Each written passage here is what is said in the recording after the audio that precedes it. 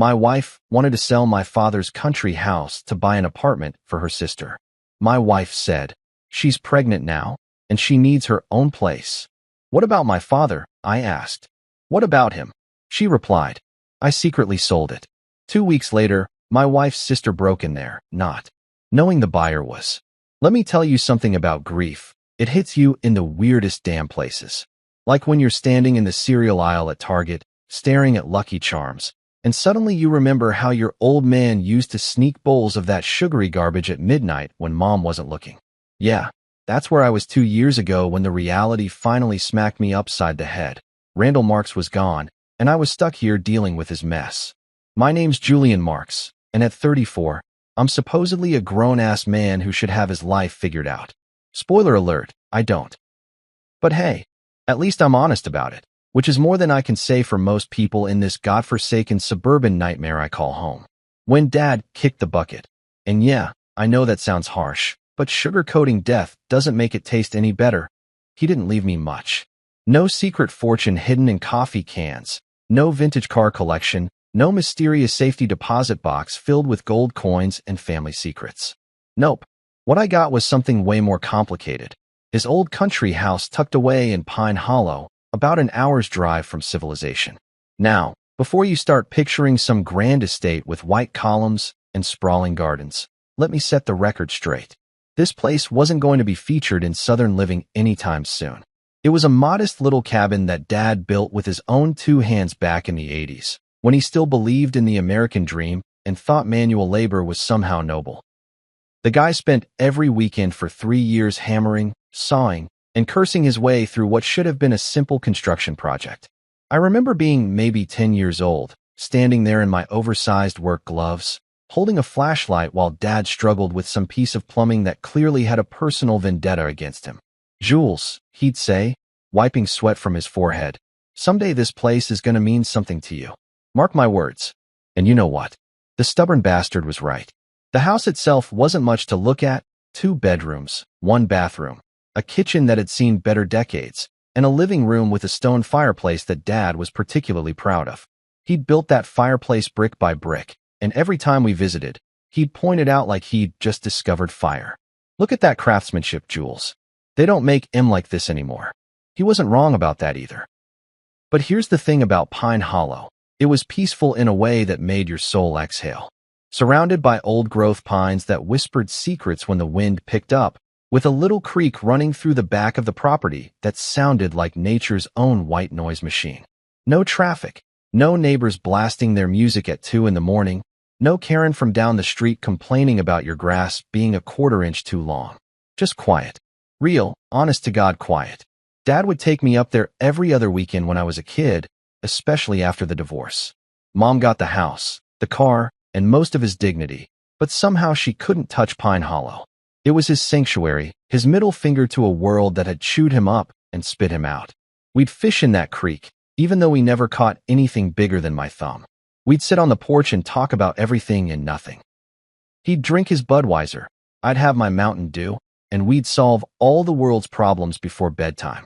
After I got married, the visits became less frequent.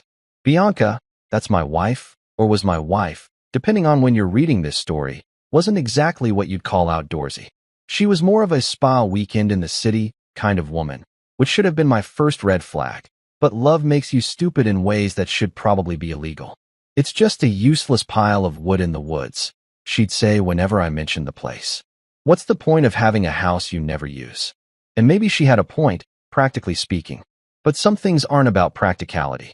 Some things are about holding onto the last piece of someone you loved, even if that piece happens to be a slightly crooked cabin with questionable electrical wiring. I never planned to live there full time. Hell, I wasn't even sure I wanted to keep it at first. The property taxes weren't cheap, and maintaining a place you visit maybe 6 times a year is like bleeding money through a rusty pipe. But every time I thought about selling it, I'd remember Dad's voice. Someday this place is going to mean something to you. So I kept it. Quietly. Safely. Like a secret I was protecting from the world. I drive up there maybe once a month, sometimes just to sit on the porch and remember what silence sounded like. I check the pipes, make sure nobody had broken in, maybe do some light maintenance. Nothing fancy. I'm not exactly Mr. Fix-It, but enough to keep the place from falling apart completely. Bianca tolerated these trips, barely. She'd roll her eyes when I'd announce I was heading up to Pine Hollow for the weekend. Say hi to the squirrels for me, she'd say with that special brand of sarcasm that wives perfect after years of marriage. But she never tried to stop me, and I never tried to make her understand. Looking back now, maybe that should have been another red flag. When someone can't understand why you'd want to preserve your father's memory, when they can't see the value in something that doesn't have a price tag attached to it. Well, that says something about their character, doesn't it? But I'm getting ahead of myself. Back then, I thought we were just different people with different priorities. I thought marriage was about compromise, about finding middle ground between his and hers towels, and whose turn it was to take out the trash. I had no idea that my peaceful little cabin in Pine Hollow was about to become ground zero for the biggest clusterfuck of my adult life. All because of one conversation on a Sunday morning that would change everything. Sunday mornings in the Marks household were supposed to be sacred.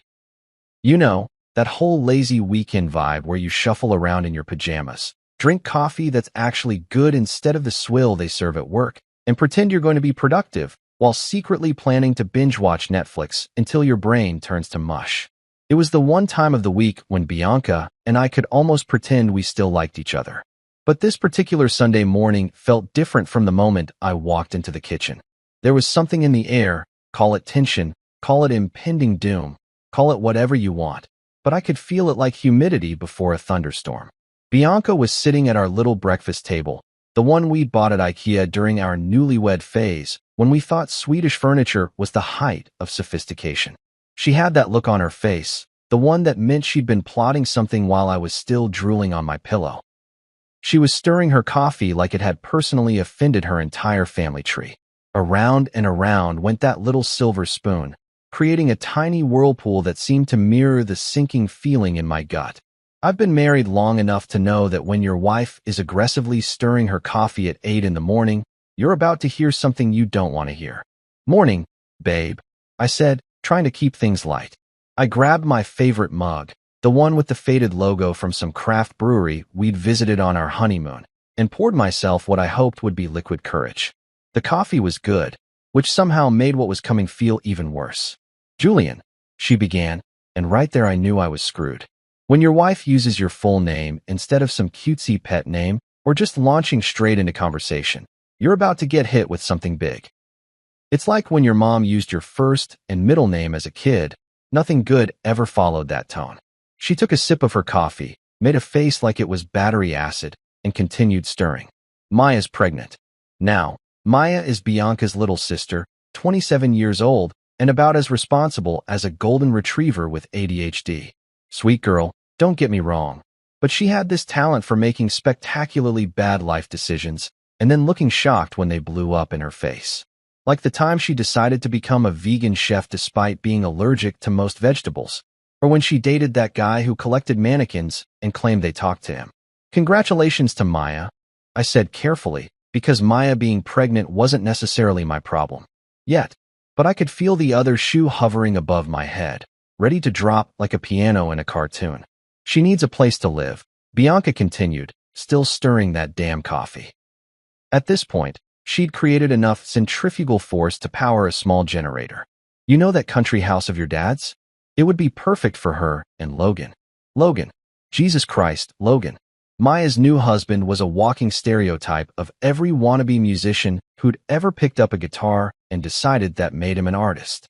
Skinny as a fence post, with those stupid gauges in his ears and a collection of vintage band t-shirts that probably cost more than my car payment.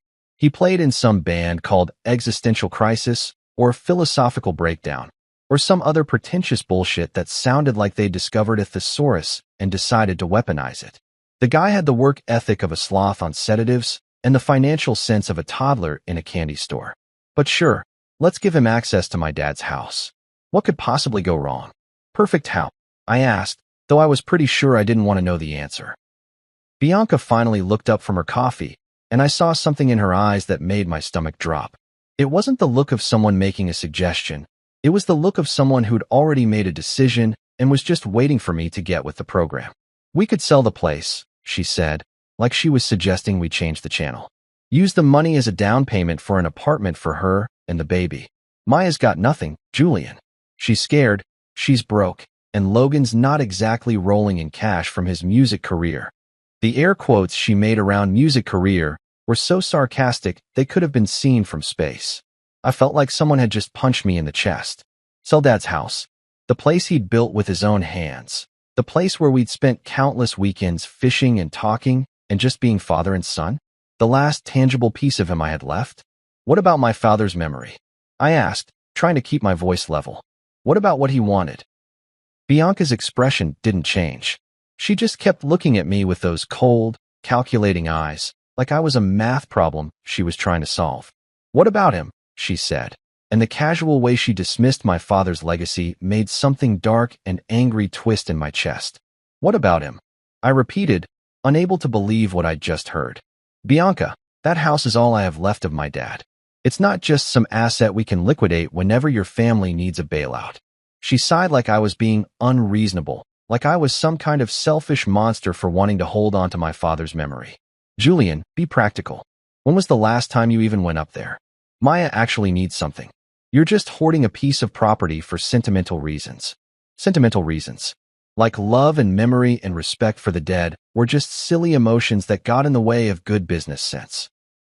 Like the years Dad spent building that place, the weekends we'd shared there, the promise I'd made to myself to protect what he'd left me. Like all of that was just sentimental bullshit that didn't matter in the real world. It's not happening, I said, standing up from the table. Find another solution for Maya's problems. Bianca's smile was cold as winter. We'll see about that. At the time, I thought it was just an empty threat, the kind of thing people say when they're pissed off and trying to get the last word. I figured she'd cool down. Maybe we'd have another conversation about it later. Maybe we'd find some other way to help Maya that didn't involve destroying the last piece of my father I had left. I had no idea that my wife had already moved way past the suggestion phase and was well into the implementation stage of her plan. You know that feeling when you're watching a horror movie and the main character is about to open the door that everyone in the theater is screaming at them not to open? Yeah, well, I was living that horror movie, except I was too stupid to realize I was the main character until it was almost too late. After our little Sunday morning chat about Maya's situation, I figured Bianca would cool off and we'd eventually find some reasonable solution that didn't involve selling my father's house. Maybe we could help Maya and Logan find a cheap apartment, or better yet, maybe Logan could get off his skinny ass and find a real job that paid actual money instead of exposure and the occasional $20 tip from drunk college kids. I went about my week like a normal human being, blissfully unaware that my wife had already shifted into full-blown scheming mode. I should have known something was up when she stopped bringing up the subject entirely. When Bianca wanted something and you said no, she usually turned into a human bulldozer, wearing you down with constant nagging until you gave in just to make the noise stop. The fact that she went radio silent on the Maya situation should have been a red flag the size of Texas. But no, I was living in my little bubble of denial, thinking I'd actually won an argument for once in my married life. I even felt a tiny bit proud of myself for standing up to her. Look at me, Julian Marks, finally growing a backbone at the ripe old age of 34. Better late than never, right? Wrong. So fucking wrong. It was Wednesday afternoon when my world came crashing down like a house of cards in a hurricane. I was sitting in my cubicle at work, pretending to care about quarterly reports while actually browsing Reddit, when my phone rang. The caller ID showed Uncle Greg's name, which was weird because Greg usually only called on holidays or when someone in the family died. "Hey, Jules," Greg said, and I could hear something strange in his voice. Like he was trying to figure out how to tell me I had toilet paper stuck to my shoe without embarrassing me. "I just saw your dad's place listed online. Thought you should know." For a second, my brain just stopped processing information. It was like someone had pulled the plug on my mental computer, and I was stuck staring at a blue screen of death. "What do you mean, listed online?" I asked, even though deep down I already knew exactly what he meant. My stomach was doing gymnastics routines that would have impressed the Olympic judges. "Real estate website," Greg said. "Beautiful photos, too. Looks like whoever's selling it really knows how to market a property.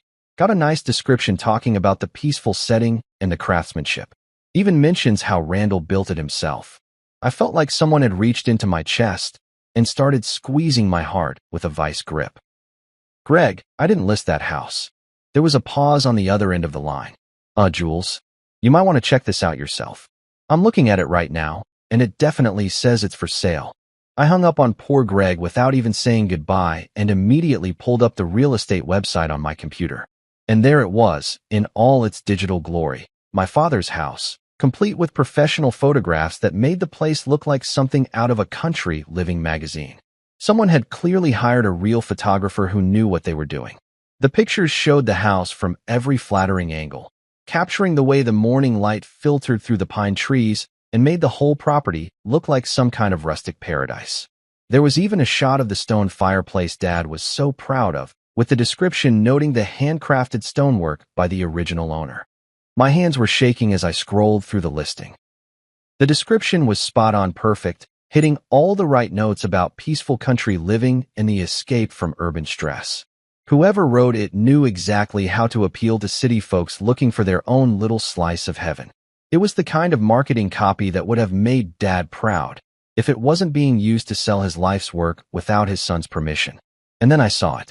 The contact information. A phone number I recognized immediately because I'd been paying the bill for it for the past 6 years. Bianca's cell phone.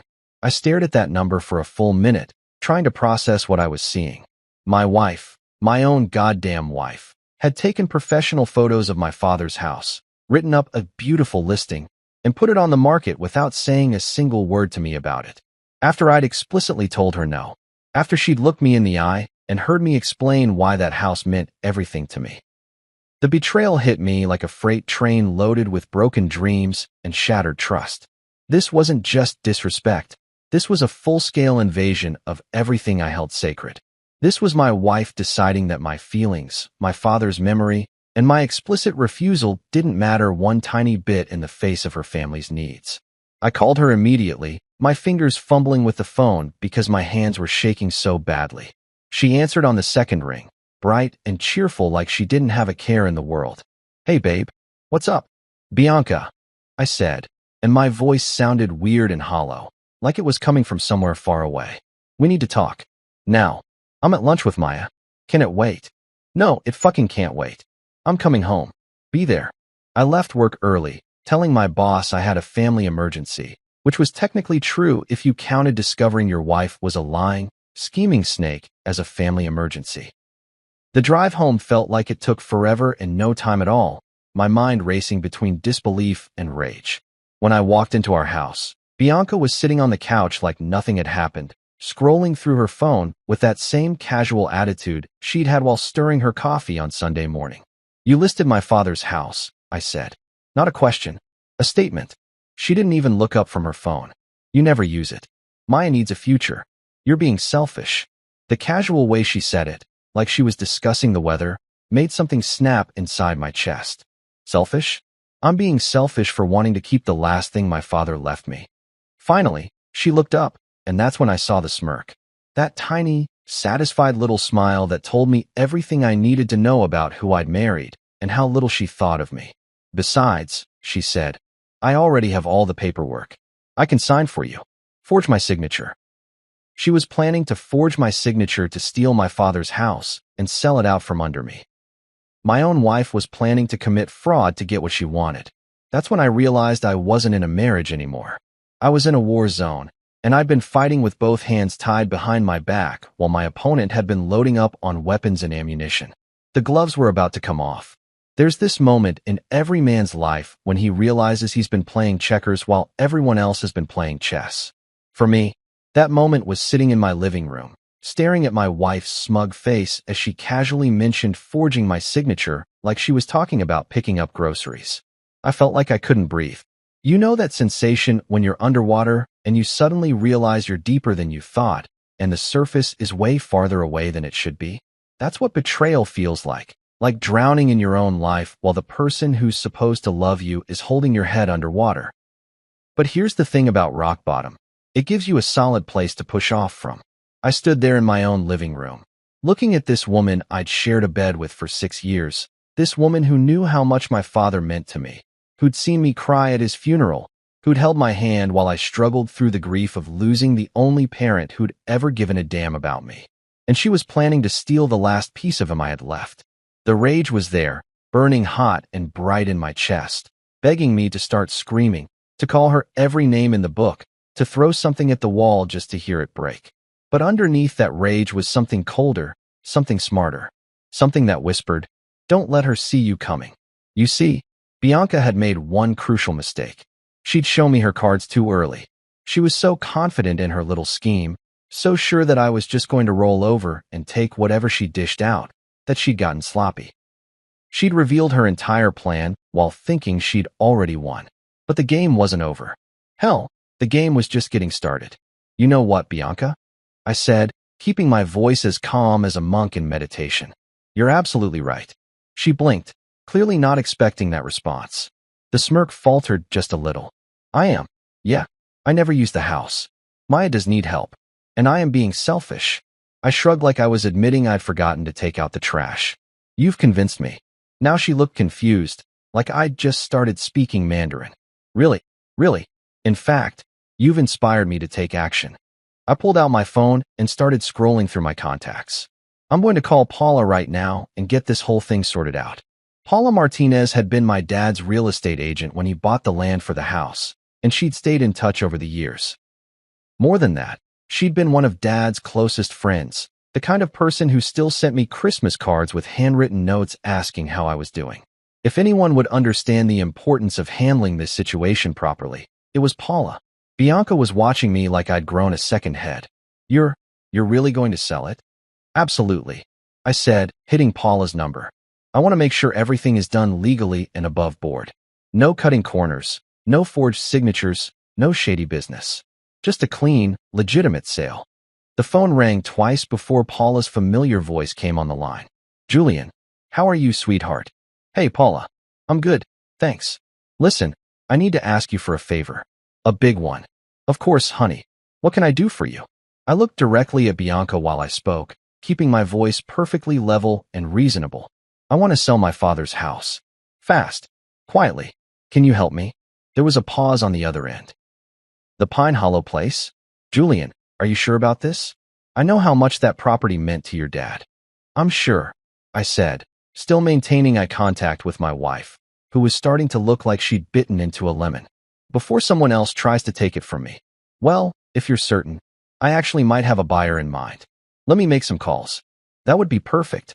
And Paula, I'm willing to shave $15,000 off whatever you think it's worth if it means we can close quickly." $15,000? Julian, that's a lot of money to leave on the table. Consider it a convenience fee. I need this done fast, and I need it done right. "Okay, sweetheart. Let me see what I can do. I'll call you back within the hour." I hung up and looked at Bianca, who was staring at me like I'd just performed magic tricks with fire. There. Problem solved. Maya will get her money. You'll get what you want. And I'll get to make sure my father's house goes to someone who'll actually appreciate it instead of some random buyer who just wants a vacation home. But I already had it listed," she stammered. "Yeah, illegally. Without my permission. Using forged documents." I smiled at her, the kind of smile you give someone when you're explaining something very simple to someone very stupid. This way, everything's legitimate. No fraud charges, no legal complications, no messy court battles. Just a clean sale between consenting adults. Bianca's mouth was opening and closing like a fish out of water. She'd been so focused on her sneaky little plan that she hadn't considered the possibility that I might just sell the house myself. Legally. On my own terms. "Of course," I continued.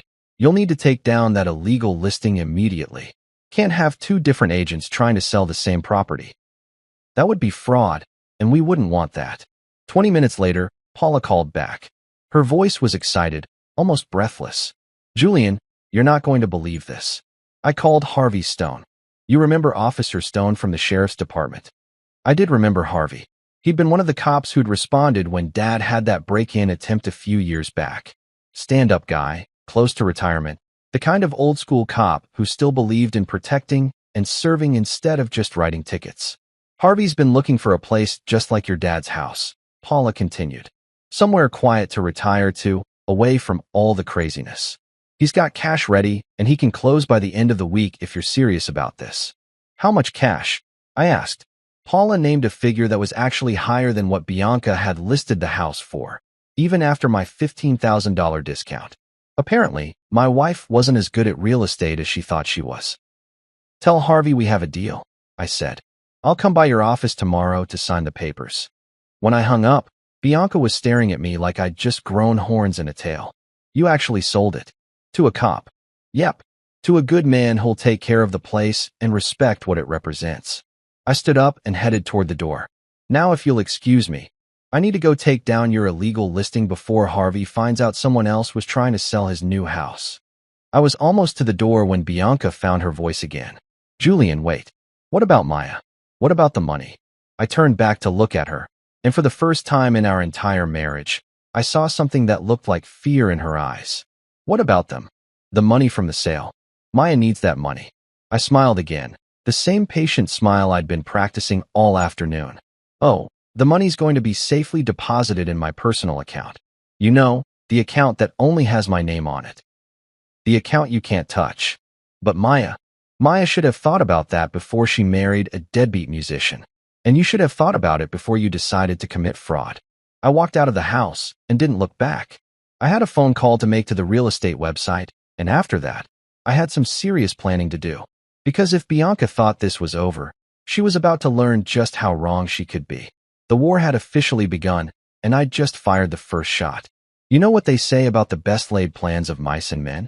Well, sometimes the mice get lucky and the men are too busy plotting their own destruction to notice what's happening right under their noses. That's exactly what happened over the next 3 days. While Bianca was probably sitting at home trying to figure out how her foolproof scheme had suddenly turned into my strategic advantage. I didn't tell her a damn thing about the sale process. Why would I? She'd already shown me exactly how much my trust was worth to her, approximately jack shit. So instead of keeping her in the loop like a loving husband might do, I treated her like what she'd proven herself to be, the enemy. Wednesday morning, I met Paula at her office in downtown. The place hadn't changed much since Dad used to drag me there as a kid. Same beige carpet that had seen better decades. Same motivational posters about home is where the heart is. Same smell of coffee and that industrial air freshener they use in places where people sign important documents. But this time felt different. This time, I wasn't some grieving son trying to figure out what to do with his inheritance. This time, I was a man with a mission. "Julian, honey, are you absolutely sure about this?" Paula asked for what had to be the 10th time since I'd called her. She was sitting across from me at her desk, a stack of papers between us like a peace treaty waiting to be signed. "I know your daddy would want you to be happy, but that house was his pride and joy." "Paula, let me ask you something," I said, leaning back in the uncomfortable office chair. "If Dad knew that someone was trying to steal his house through fraud and forgery, what do you think he'd want me to do? Let it happen, or make sure it went to someone who'd actually respect what he built?" Paula's expression softened. She'd known my dad for over 20 years, had been there when he first started talking about building his dream house, had even attended his funeral and cried like she'd lost a brother. She understood better than most people what that place represented. "When you put it that way," she said, "I think Randall would be proud of you for protecting his legacy. Harvey Stone is good people, Julian. Your dad would have liked him." And that's when Paula told me something that made this whole crazy situation feel like fate instead of just revenge. Apparently, Harvey had been driving past the property for months during his patrol routes, admiring the craftsmanship and the peaceful setting. He'd even mentioned to Paula once that if the place ever went up for sale, he'd be interested in making an offer. "He's been saving up for years," Paula explained, living in that tiny apartment above the hardware store, putting every extra penny aside for his retirement dream. When I called him yesterday, he said it felt like Christmas morning. So not only was I outsmarting my scheming wife, I was also making some old cop's retirement dreams come true. If that's not what they call a win-win situation, I don't know what is. The paperwork was surprisingly straightforward. Cash sales usually are, especially when both parties are motivated to close quickly. Harvey had already been pre-approved for financing, but he decided to pay cash to make the deal more attractive. Smart move on his part, because I probably would have taken his offer even if it had been lower than what Bianca's mysterious buyer might have paid. Thursday afternoon, I met Harvey at the property for a final walkthrough. I'd been a little nervous about this part, wondering if he'd see the place the same way Dad and I had. or if he'd just view it as a decent investment in a nice location. Harvey Stone turned out to be exactly the kind of guy you'd want to inherit your father's legacy. Mid-50s, built like someone who'd spent his career chasing down bad guys and lifting weights to work off the stress. He had these sharp blue eyes that missed nothing and calloused hands that spoke of someone who knew his way around manual labor. But more than that, he had this quiet respect for the place that reminded me of Dad. "Your father built this himself?" he asked, running his hand along the stone fireplace that Dad had been so proud of. "Every brick," I said. "Took him 3 years, working weekends and vacations." Harvey nodded appreciatively. "You can tell. This isn't some contractor special thrown up to flip for profit. This is a man's life work." We walked around the property for about an hour, Harvey asking questions about the well, the septic system, the electrical work, practical stuff that showed he was planning to actually live here, not just use it as a weekend getaway. He even asked about the best spots for fishing in the creek, which would have made Dad grin from ear to ear. "I want you to know," Harvey said as we wrapped up the walkthrough, "I'm not planning to change much. Maybe update some of the plumbing, fix a few loose boards on the deck, but the character of the place, that's staying exactly as it is." Right then and there, I knew I was making the right decision. This wasn't just about screwing over Bianca anymore. This was about making sure Dad's house went to someone who understood what it represented. Friday morning, we met at Paula's office to sign the final papers. Harvey showed up with a cashier's check that made my eyes water, not because it was an astronomical amount, but because it was real, legitimate money that was about to solve a lot of my problems while simultaneously protecting something I loved. The signing took maybe 20 minutes. Harvey was one of those old-school guys who actually read every page before putting his signature on it, which I respected the hell out of. Too many people just sign wherever you tell them to sign, and then act surprised when they get screwed over later. "Congratulations, Mr. Stone," Paula said, handing over the keys. "You're now the proud owner of one of the finest hand-built homes in Pine Hollow." Harvey shook my hand with a grip that could crack walnuts. "Thank you, Julian. I promise you, this place is going to be loved and respected." And just like that, it was done. The house that Dad built with his own hands, the house where we'd spent countless weekends making memories, the house that Bianca had tried to steal from me. It now belonged to Harvey Stone, a man who would honor its history while making new memories of his own. I walked out of Paula's office with a cashier's check in my pocket and a feeling of satisfaction I hadn't experienced in years. The money went straight into my personal account, the one that only had my name on it, the one that Bianca couldn't touch even if she hired the best divorce lawyer in the state. I'd protected Dad's legacy, made a good man's retirement dreams come true, and completely outmaneuvered my wife's fraudulent scheme. Not bad for a week's work. But the best part? Bianca still had no idea what had just happened. There's something beautiful about watching a house of cards collapse, especially when you're the one who's been carefully removing the bottom cards while everyone else thinks the structure is still solid. For 2 whole weeks after the sale, I got to sit back and watch Bianca go about her daily routine, completely oblivious to the fact that her master plan had been nuked from orbit. Those were probably the most peaceful 2 weeks of my marriage. Bianca was being unusually nice to me, probably thinking she'd won some kind of victory by listing the house behind my back. She'd even started cooking dinner more often, which should have been a red flag the size of a football stadium, but I was enjoying the calm before the storm too much to question it. She'd hum little songs while doing dishes, give me these satisfied smiles when she thought I wasn't looking, and even initiated sex twice, which was about twice more than we'd had in the previous 6 months.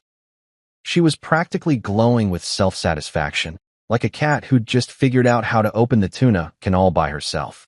Meanwhile, I was sitting on information that was going to detonate her entire world, and I'll be damned if I wasn't enjoying every second of the anticipation. You know that feeling when you're holding 4 aces in poker and watching everyone else bet their life savings? Yeah, that was my life for 2 glorious weeks. I'd already paid off my credit card debt, put a nice chunk into savings, and even treated myself to a new laptop. Nothing crazy, but enough to remind myself that I was the one holding all the cards now. The rest of the money was sitting in my account like a security blanket, earning interest while I waited for the perfect moment to reveal my hand.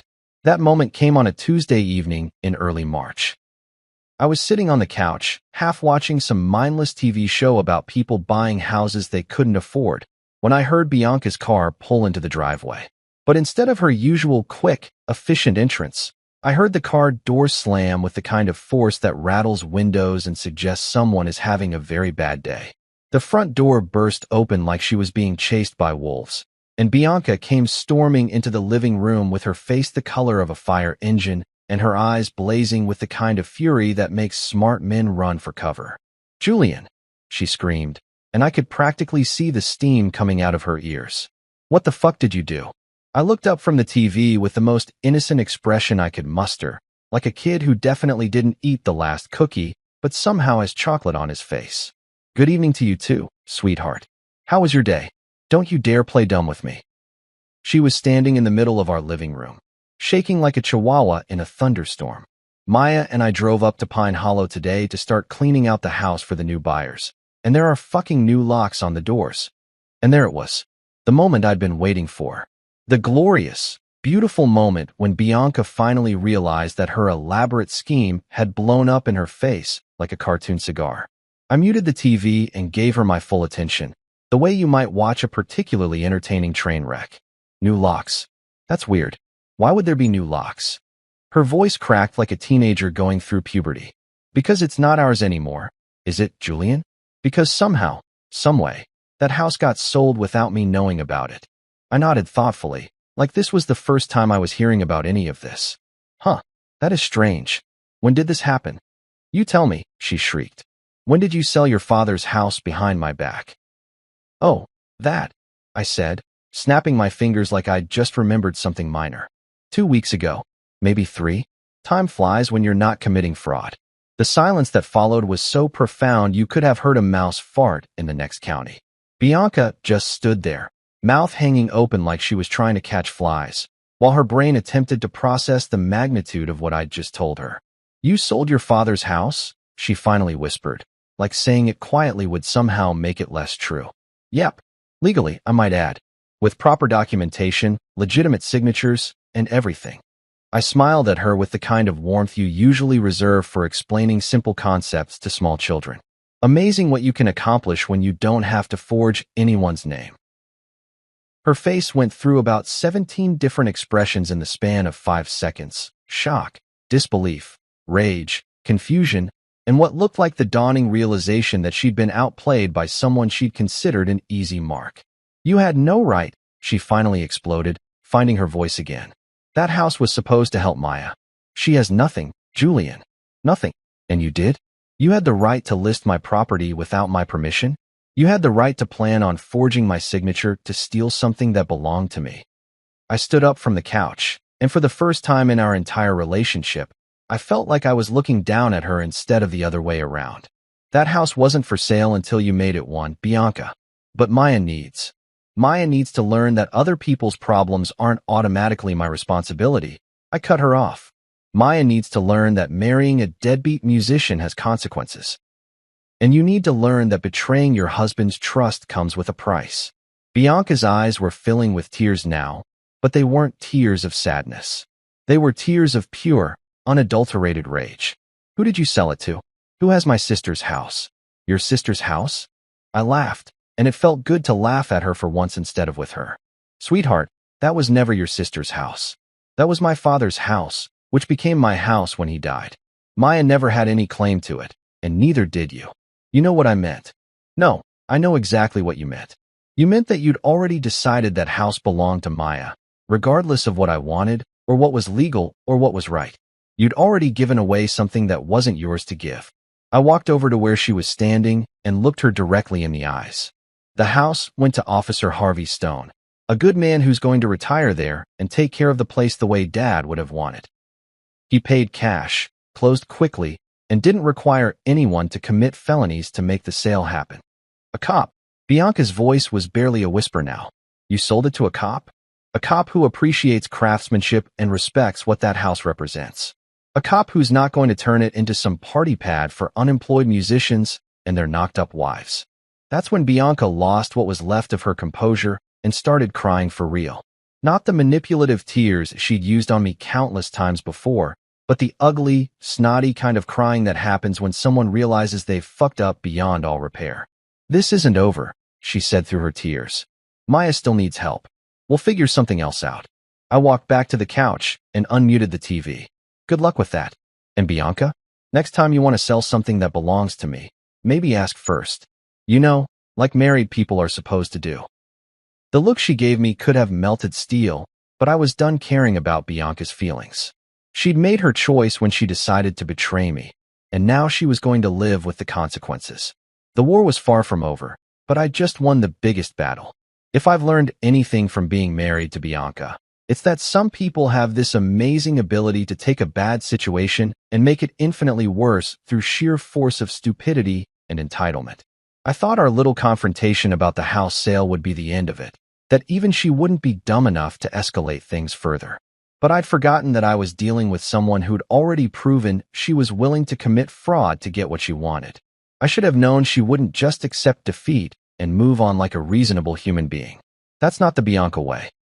The Bianca way is to double down on stupid decisions until they become criminal decisions, and then act shocked when everything goes to hell. For about a week after our explosive confrontation, things were relatively quiet on the home front. Bianca was giving me the silent treatment, which was honestly the best our marriage had been in months. She'd stomp around the house like a passive-aggressive hurricane, slamming cabinet doors and sighing dramatically whenever I was in the room, but at least she wasn't actively plotting my destruction. Or so I thought. The peace lasted exactly 7 days. I was sitting in my office on a Monday morning, pretending to care about some quarterly budget report that was about as exciting as watching paint dry in slow motion, when my phone rang. Paula's name popped up on the caller ID, which was weird because we'd wrapped up all the paperwork for the house sale weeks ago. "Hey, Paula," I answered, figuring she was calling to tell me about some minor paperwork hiccup or maybe just to check in. "What's up, Julian?" Her voice sounded strange, like she was trying to figure out how to tell me my dog had died. "We have a problem." Those 4 words made my stomach drop like an elevator with cut cables. In my experience, when real estate agents call you weeks after closing to say, "We have a problem," it's never something simple like a missing signature or a clerical error. "What kind of problem?" I asked, though I had a sinking feeling I already knew the answer. "Harvey called me this morning. Someone tried to break into the house last night. The alarm went off around 2 a.m., and the security company called the police. They caught it all on the security cameras." My blood turned to ice water. Harvey had mentioned during our walkthrough that he was planning to install a state-of-the-art security system. Motion sensors, door alarms, the works. Living alone in the middle of nowhere, especially as a retired cop, he wasn't taking any chances with his safety or his property. "Did they catch whoever did it?" I asked, though part of me was afraid to hear the answer. There was a long pause on Paula's end. "Julian, you're not going to like this. The cameras got a clear shot of the person trying to break in. And it was your sister-in-law, Maya." I felt like someone had just punched me in the solar plexus. Maya? Sweet, airhead, pregnant Maya had tried to break into my father's house. The same Maya who claimed she was too delicate to work a normal job, who needed constant help and support because she was fragile and overwhelmed by life. "Are you absolutely sure it was her?" I asked, hoping against hope that maybe the cameras had made a mistake, that maybe it was just some random burglar who happened to look like my sister-in-law. "Harvey knows what she looks like, Julian. He saw her at the closing when she and Bianca showed up too. Well, when they discovered the locks had been changed. He's positive it was her. Of course Bianca had brought Maya to the house that day. Probably thought they could just walk in like they owned the place, maybe start moving Maya's stuff in before anyone noticed. The new locks must have been a real wake-up call. What exactly did she do?" I asked. According to Harvey, she tried multiple windows on the ground floor, then attempted to pick the lock on the back door. When that didn't work, she tried to break the kitchen window with a rock. That's when the alarm went off and she ran. Maya, who claimed she couldn't figure out how to program a TV remote, had tried to pick a lock. Maya, who supposedly fainted at the sight of blood, had been prowling around someone else's property in the middle of the night with criminal intent. Apparently, pregnancy had given her skills I never knew she possessed. Did Harvey press charges? I asked, though I suspected I knew the answer to that too. That's the thing, Harvey's a good guy. He doesn't want to send a pregnant woman to jail over what he's calling a misunderstanding.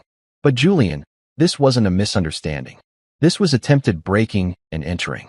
Harvey's got it all on video. A misunderstanding. Right. Like Maya just happened to be in the neighborhood at 2 in the morning and accidentally tried to break into a house she thought was still mine. Like she'd gotten confused and thought she was picking wildflowers instead of trying to commit a felony. What does Harvey want to do about it? I asked. He wants to talk to you first before he decides whether to involve the police officially. He says he respects what your father built there, and he doesn't want to cause you any unnecessary drama if it can be avoided. But Julian, he's also not going to let people think they can just break into his home whenever they feel like it. I couldn't blame Harvey for that. The guy had just bought his dream retirement home, and now he was dealing with my dysfunctional in-laws treating it like community property. If I were in his shoes, I'd probably be a lot less understanding about the whole situation. I'll call him, I said. What's his number? Paula gave me Harvey's contact information and made me promise to keep her in the loop about whatever we decided to do. As soon as I hung up with her, I called Harvey directly. Officer Stone, this is Julian Marks. I heard about what happened last night, and I want to apologize. Julian, you don't need to apologize for something you didn't do, Harvey said, and his voice was calm but firm. But we do need to talk about this situation. That young lady seems to think she has some kind of claim to this property. She doesn't. She never did. But my wife convinced her that she was going to inherit the house somehow. Well, she's going to need to be convinced otherwise. I've got clear video footage of her attempting to break in. If this happens again, I'm going to have to press charges, pregnant or not. I couldn't argue with that logic. Harvey was being more than reasonable, and Maya had pushed the situation into criminal territory all by herself. What can I do to help resolve this? I asked. Have a conversation with your family. Make it clear that this property belongs to me now, and that any further attempts to access it without permission will result in arrest and prosecution. I don't want to ruin a young woman's life over this, but I also won't tolerate people treating my home like a public park. After I hung up with Harvey, I sat in my office chair for a long time, trying to process what had just happened. Maya had actually tried to break into the house. Pregnant, desperate Maya had turned into a common criminal because Bianca had filled her head with lies about inheriting property that was never hers to begin with.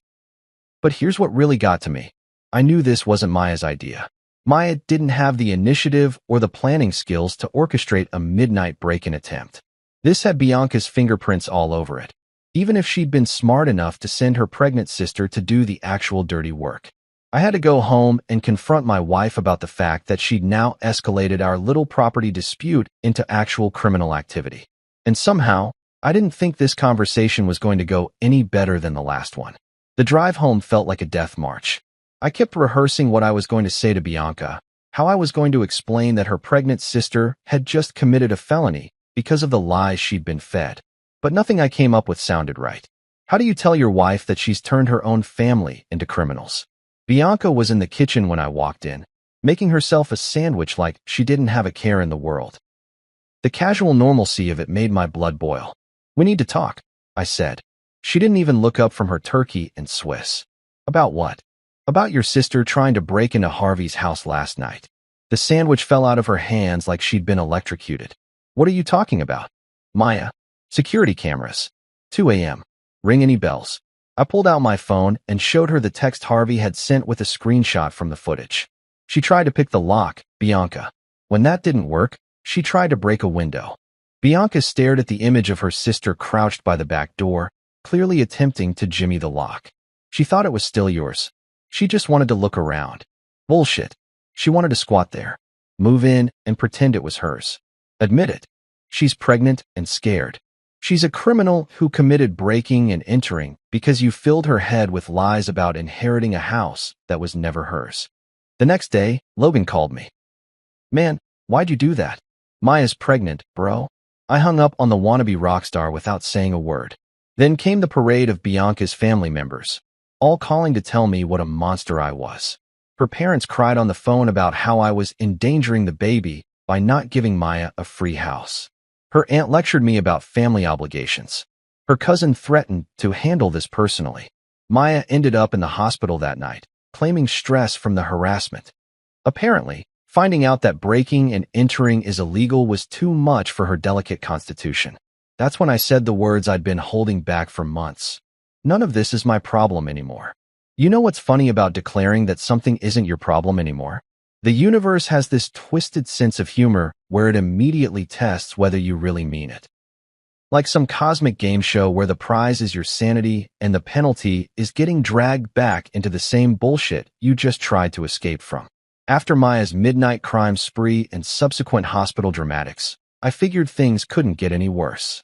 I was wrong, of course, because when you're dealing with people who think breaking and entering is a reasonable response to not getting free real estate, there's always room for the situation to deteriorate further. Maya and Logan ended up moving in with Bianca's parents, which should have been the end of my involvement in their tragic little soap opera. Mr. and Mrs. Rodriguez had a decent-sized house in the suburbs, plenty of room for their unemployed daughter and her musician husband who thought making it big was a viable retirement plan. It wasn't my house, it wasn't my problem, and it definitely wasn't my responsibility to fix their family's financial disasters. But apparently, I was the only one who understood that basic concept. Bianca had completely lost her shit over the whole situation. She'd gone from being a manipulative schemer to being a full-blown emotional terrorist, using every guilt trip and psychological weapon in her arsenal to try to make me feel responsible for her sister's problems. According to Bianca's twisted logic, Maya's failed break-in attempt was somehow my fault for selling the house in the first place. The hospital visit was my fault for stressing out a pregnant woman, and Logan's continued unemployment was my fault for not providing them with free housing. The mental gymnastics required to reach these conclusions would have impressed Olympic judges, but I was done pretending that Bianca's delusions had any connection to reality. "You ruined everything," she told me one morning while I was trying to eat breakfast in peace. "Maya had a plan, she had hope, and you destroyed it all because you're selfish." Maya's plan was to steal my property through fraud, I replied, not looking up from my cereal. "That's not hope, that's a felony. She needed stability for the baby. Then maybe she should have thought about that before marrying a guy whose idea of a steady job is playing guitar at open mic nights." That conversation, like all our conversations during this period, ended with Bianca storming out of the room and slamming doors like a teenager having a tantrum. But this time, she didn't come back. 3 days later, she moved out completely, taking her clothes, her attitude, and her collection of self-help books about toxic relationships, which was rich, considering she was writing the handbook on how to be toxic. She left behind a note explaining that she was ashamed of me and couldn't live with someone who would abandon a pregnant woman in her time of need. The note was sitting on the kitchen counter when I got home from work, right next to the divorce papers that apparently had been prepared weeks in advance. Because nothing says, "I want to work on our marriage," like having legal documents ready to go at a moment's notice. I read through the papers while eating leftover Chinese takeout, and I have to admit, they were pretty standard stuff.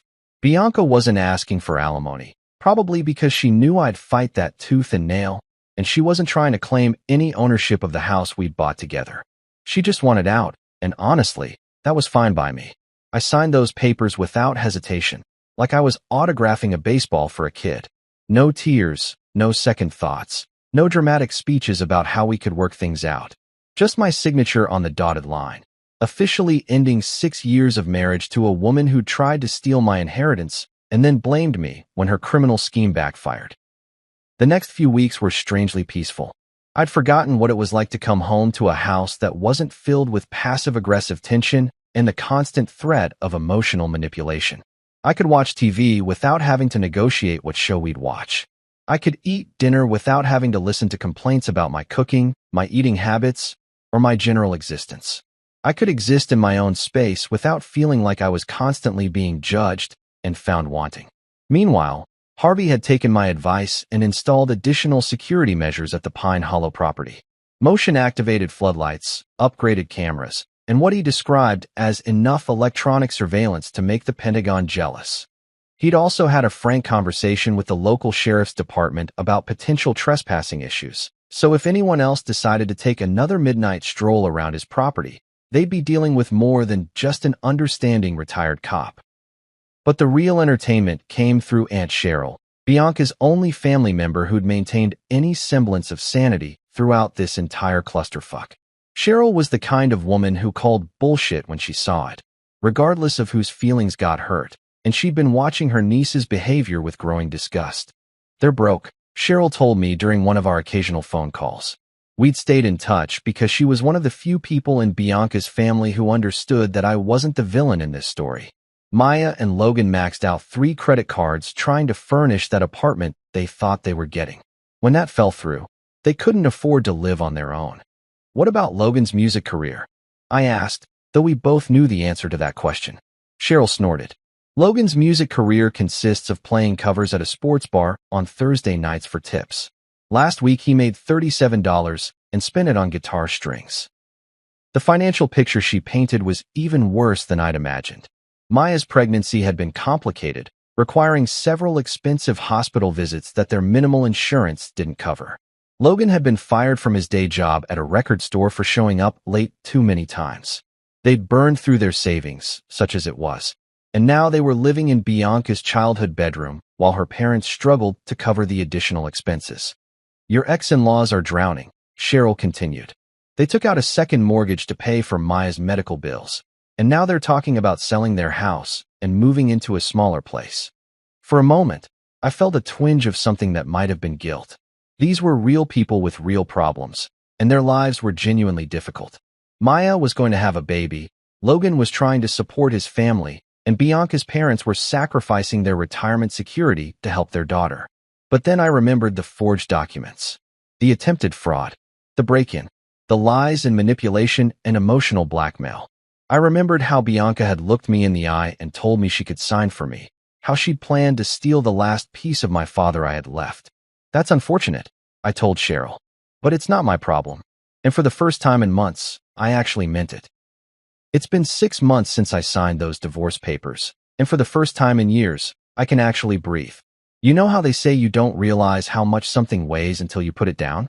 That's exactly what getting rid of Bianca felt like. Suddenly I could stand up straight again without this constant weight pressing down on my shoulders. Living alone turned out to be fucking fantastic. I'd forgotten what it was like to come home to a house that stayed exactly the way I left it, where nobody moved my stuff or complained about my habits or tried to guilt me into caring about problems that weren't mine. I could leave dishes in the sink overnight without getting a lecture about responsibility. I could watch whatever I wanted on TV without having to negotiate through 17 streaming services. I could eat cereal for dinner if I felt like it, and nobody was there to judge my life choices. The first thing I did with my newfound freedom was buy myself a used Mazda SUV. Nothing crazy fancy, but it was mine, paid for with money from Dad's house, and it ran like a dream. Every time I got behind the wheel, I felt like I was driving away from the past and toward something better. No car payments, no arguments about whether we could afford basic transportation, just me and the open road and the satisfaction of owning something outright. Then I did something I probably should have done years ago. I started therapy. Dr. Harrell came recommended by my insurance plan, and she turned out to be exactly what I needed. A straight-talking woman in her 50s who didn't sugarcoat anything and had zero patience for people who wanted to wallow in their problems without doing anything about them. "What happened to you?" she told me during our 3rd session, "has a name. It's called emotional and financial abuse." I'd never thought about it in those terms before, but when she laid it out like that, the pattern became crystal clear. The constant guilt trips, the manipulation, the attempts to control my finances and my property, the way Bianca had made me feel like I was selfish for wanting to protect my father's memory. It was all textbook abusive behavior. "Your ex-wife systematically undermined your confidence and your autonomy," Dr. Harrell explained. "She made you doubt your own judgment and feel guilty for having boundaries. That's not marriage, Julian. That's psychological warfare. Having a professional tell me that I wasn't crazy, that my feelings were valid, that I'd been right to protect myself. It was like getting permission to stop apologizing for my own existence. For years, I'd been second-guessing every decision, wondering if maybe I was being too rigid or too selfish or too unwilling to compromise. Turns out, the problem wasn't that I had boundaries. The problem was that I'd married someone who saw my boundaries as obstacles to overcome. My house became my sanctuary. I painted the bedroom a color I actually liked, bought furniture that was comfortable instead of stylish, and set up a home office where I could work in peace. Every room reflected my choices, my preferences, my vision of what a home should be. It sounds simple, but when you've spent years living in someone else's idea of domestic perfection, having control over your own space feels revolutionary. Meanwhile, the updates from Aunt Cheryl painted a picture of ongoing chaos in the Rodriguez household. Maya's baby had been born healthy, which was genuinely good news, but Logan had apparently decided that fatherhood wasn't for him and had disappeared into the night like a deadbeat vampire. One day he was there, the next day he was gone, leaving behind nothing but a note about needing to find himself and a maxed-out credit card. Maya was now a single mother living with her parents, who were struggling to make ends meet while supporting their daughter and grandchild. Bianca had moved back in too, unable to afford her own place after the divorce, so 3 generations of Rodriguez women were crammed into a house that was already mortgaged to the hilt. They're all blaming each other, Cheryl told me during one of our check-ins. Maya blames Bianca for convincing her she'd get a free house. Bianca blames you for being selfish. Their parents blame everyone for the financial mess they're in. It was like watching a slow-motion car crash from a safe distance. I felt bad for them. The way you feel bad when you see people make spectacularly poor decisions and then act surprised when those decisions have consequences. But I didn't feel responsible for their problems anymore, and that was the biggest victory of all. I've started looking at small cottages outside the city, places with gardens and enough space to breathe. Nothing fancy, just somewhere quiet where I can plant vegetables and maybe get a dog. Somewhere my father would have smiled at, somewhere that honors his memory without being haunted by it. The money from his house made all of this possible. My freedom, my peace, my future. Dad always said that someday the place would mean something to me, and he was right. It meant everything, but not in the way either of us expected. They tried to take everything from me, my inheritance, my peace of mind, my sense of self-worth. But I took it all back, quietly, completely, and now I'm building something new on the foundation of what I protected. That's what real victory looks like.